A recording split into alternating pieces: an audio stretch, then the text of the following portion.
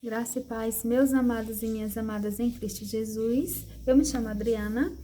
Para quem é novo no canal, que ainda não me conhece, seja bem-vindo, seja bem-vinda.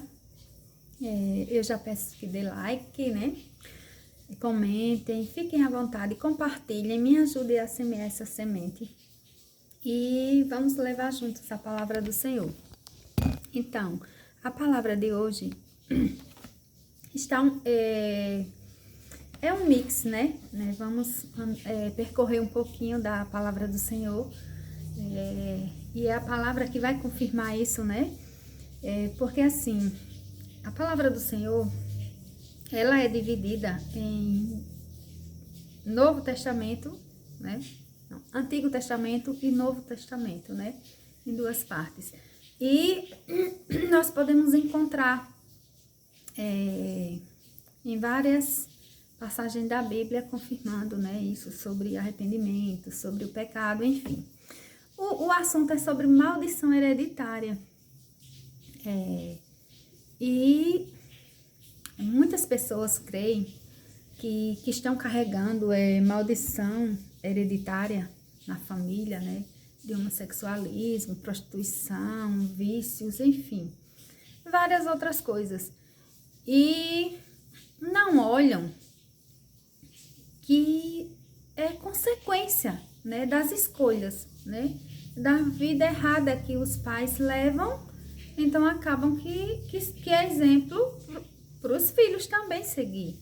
Então,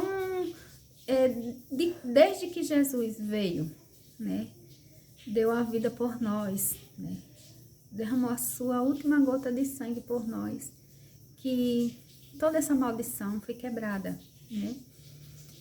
Se ele não tivesse vindo, ou se ele tivesse desistido, nós não estaríamos mais vivos, nós não teríamos, né, o prazer da salvação.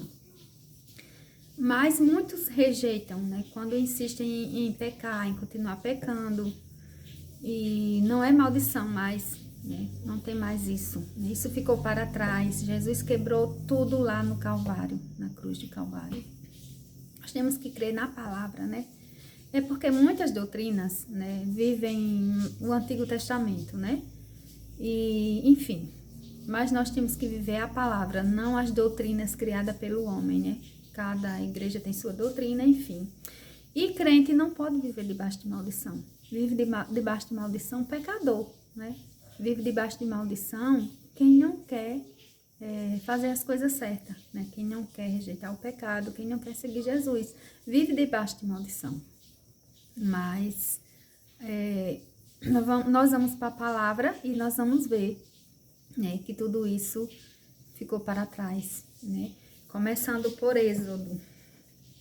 Êxodo 25 fala assim. Já na parte B do versículo 5 fala que Deus é zeloso, que ele visita a iniquidade dos pais nos filhos até a terceira e a quarta geração daqueles que me aborrecem. Isso é Deus falando, né? E faço misericórdia até 1000 gerações daqueles que me amam e guardam os meus mandamentos. Isso aqui está nos 10 mandamentos, tá, minha gente? Os 10 mandamentos que fica lá em Êxodo 20. Isso é no Antigo Testamento, Deus realmente fala isso. Mas só que quando Jesus veio, quebrou esses tabus. Aí a gente já pode ver lá em João, não, lá em Isaías, em Isaías 53, o 5, o 4, que diz assim: certamente ele tomou sobre si as nossas enfermidades e as nossas dores, levou sobre si, e nós o reputávamos por aflito, ferido de Deus e oprimido.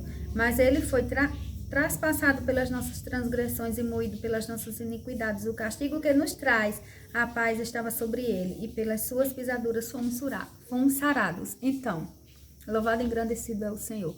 Jesus veio para curar, né, pelas suas pisaduras, pelas suas dores, a humilhação, tudo que ele passou foi por nós. Então tudo ficou para trás. Nós não carregamos mais maldições hereditárias. O pecado permaneceu sim, porque o homem é desobediente. Mas essa história de maldição acabou. Somos nós quem fazemos as escolhas erradas. Aí vamos para Ezequiel 19.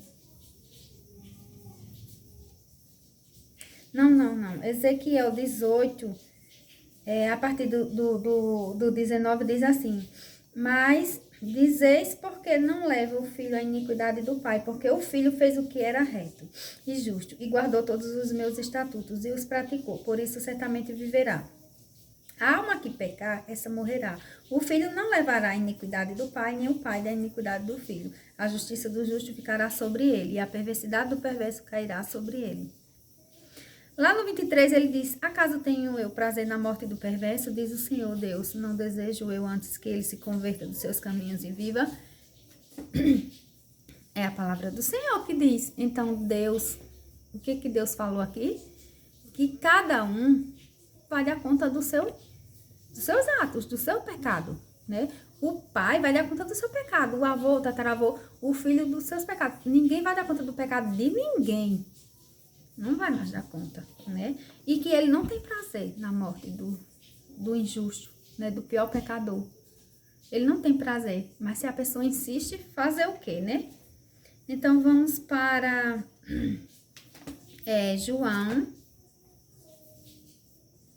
João 3, 17, que diz assim: porquanto Deus enviou o seu Filho ao mundo, não para que julgasse o mundo, mas para que o mundo fosse salvo por ele, né? Que o 16, era para ter lido o 16 antes, que o 16 diz assim: que Deus amou o mundo de tal maneira que ele deu seu Filho único, né, para que nós não pereçamos. Olha que coisa linda. Então, não fiquem assim se martirizando, minha gente. Se você já se arrependeu, olha, vejam só, você já se arrependeu. Você está vivendo uma vida regrada, não fica preocupado que teus filhos vai carregar maldição nenhuma.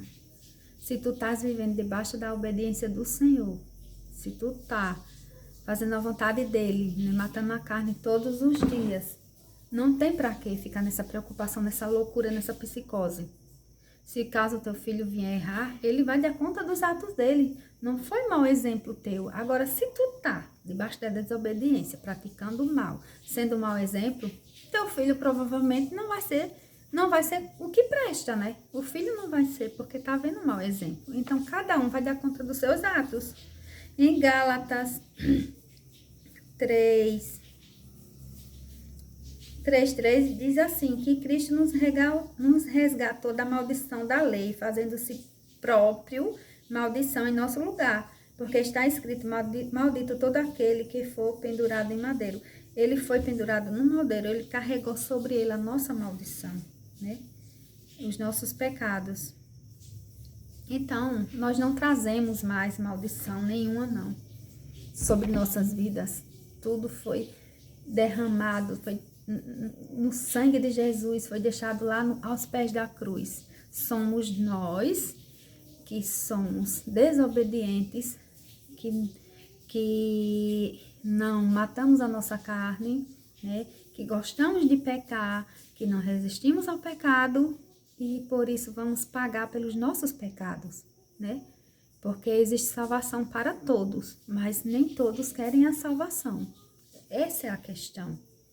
Então, temos que acreditar na palavra, no que está aqui, não em doutrinas, não no que querem pensar, né? O que querem fazer, porque por isso que é importante ler a palavra, né? Estudar a palavra, ler a palavra, para não ficar acreditando em tudo que falam, não é verdade?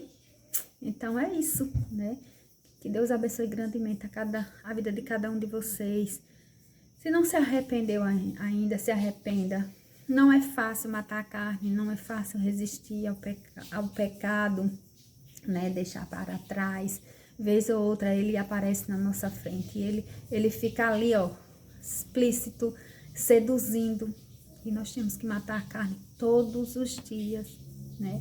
Um pouquinho, porque a carne não se converte, né? O espírito sim, mas a carne não. E é uma luta diária, até Jesus voltar. Um cheiro, que Deus abençoe grandemente.